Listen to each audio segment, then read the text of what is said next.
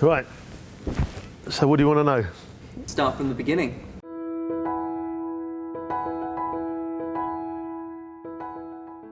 Well, the beginning of LiFE Residential, we founded it in 2000 and it was in the plans for maybe about 18 months before that, really. John, I met through Gary Sachs, who I worked for at the time. We met each other and we just clicked. There's some people that you click with and you know you can work with.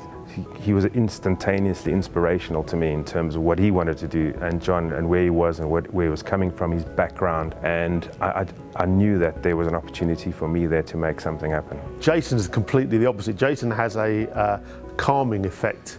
So when you know he's looking after something, you know it's in safe hands. Before LiFE, I was with a company called John Strand, which was a furnishing company based in Acton and run by Gary Sachs, who started the company, and I joined that company in 1997. Went from there into other things, which was LiFE Residential. I was working at a company called CHL, which was County Hall Lettings, and I started there in '96 and worked there for 4 years. Jonathan, when he started work, I believe, came to work for one of our subsidiary companies. Jonathan was always a detail man, wanting to get to the crux of things, had very firm ideas of where he wanted to go, how he wanted to proceed in life, and really was always very ambitious. Johnny is the most honest, the most forthright person that I've ever met. Jason, likewise, is solid, gets on, no complaints, no moanings, but both of them stick to their principles, which is great to work with them. Gary said, listen, I know a guy that I think you can work very well with, who's also in the property industry and been dealing it for many years, and he wants to start something, and if you guys can put something together, I think you can make a go of it. Probably 97, 96, 97, developers were offering rental guarantees in Asia. So all of a sudden, when the market became more competitive for me, I saw prices eroding terribly.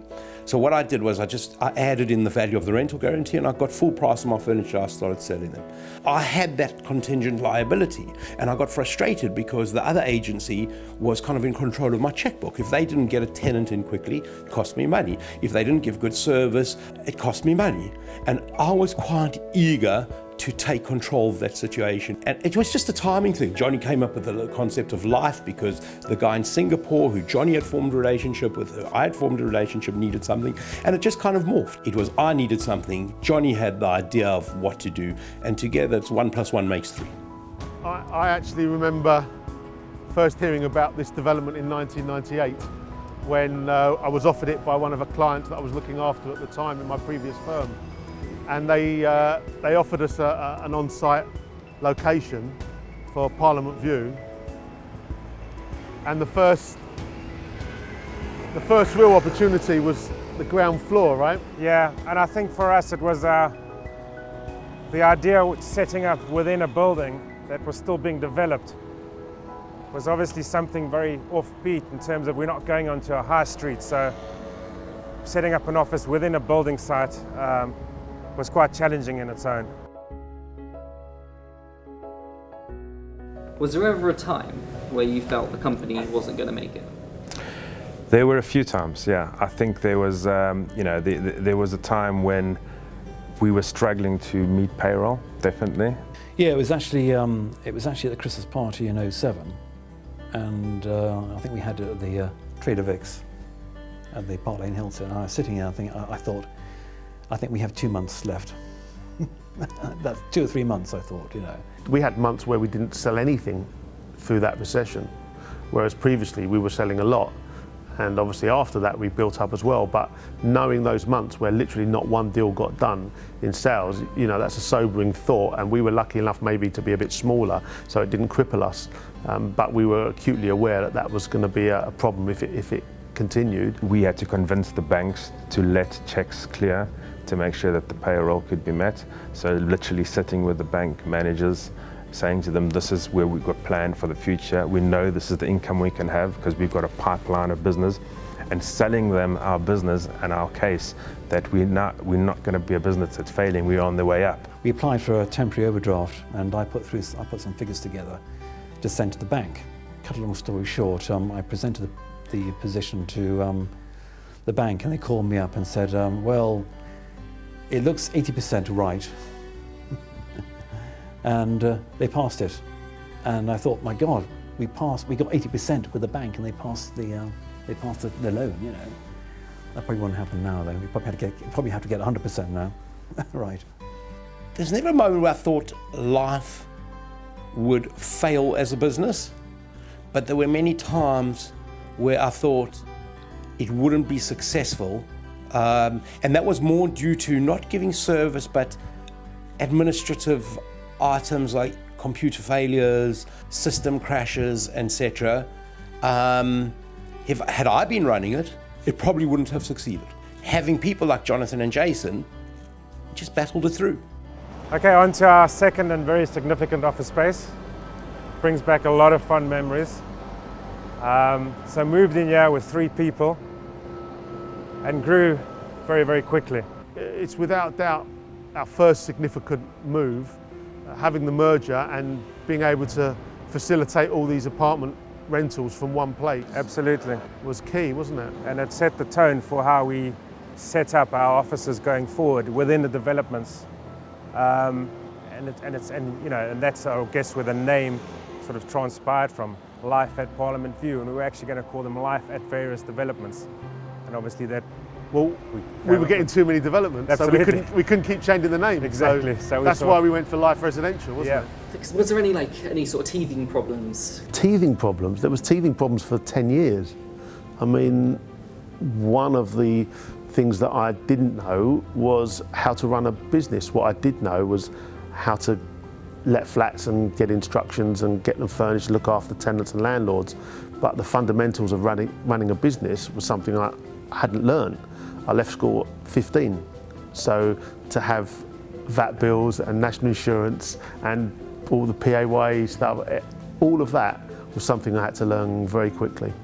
In the growth that we had, when we initially doubled our business in the early days from 250 portfolio to say 500 units that we had to let and manage, that was pretty tough. Our system couldn't cope. We never had enough people. We found ourselves in a lot of deep water a lot of the time. We owed people money we didn't know we owed money. The problem we had was the software system that we basically took on at the beginning wasn't fit for purpose. So when we were really busy, we weren't able to process the deals quickly and efficiently enough.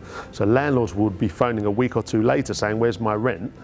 And we'd still have the deal file in a paper form that hadn't been processed yet because we'd had days of slowness on the computer system. We knew we had to change and become more professional, you could call it, as a company. When our staff numbers got to around about 50 odd, I said to John, hold on, I'm getting about 67 visits every hour from staff into the office, and a lot of this stuff should be dealt with probably by HR, which we never had.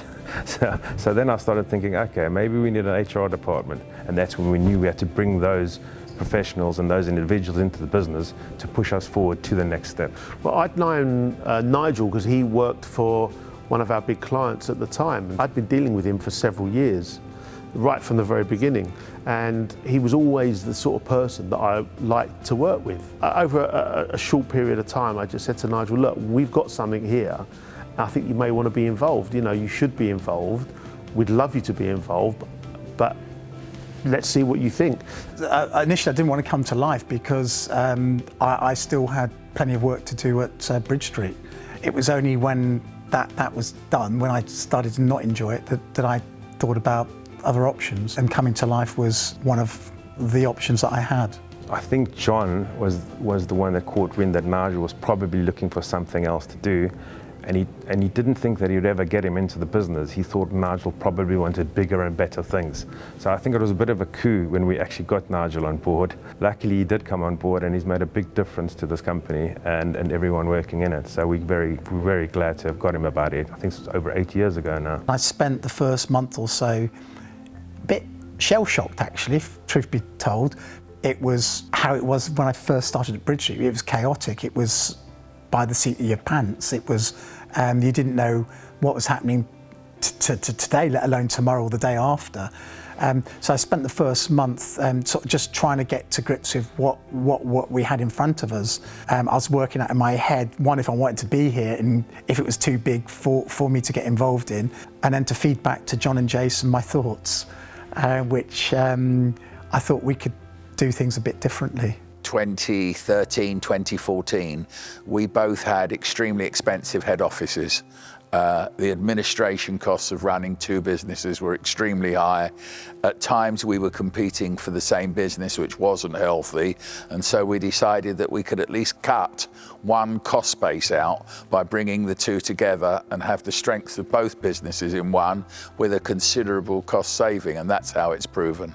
Galliard's merger was probably our most significant event as a company. John, I think, had his eye on this for quite a while. No, I know he had his eye on it for quite a while. Whether he'd pull it off or not, I was never quite sure. The day that it actually happened, I actually couldn't believe it myself. It was huge for us, very, very big for us. And to have that type of company as your backing and your 50% partner was just ideal, because we've known them for so many years and their business ethos very similar to ours.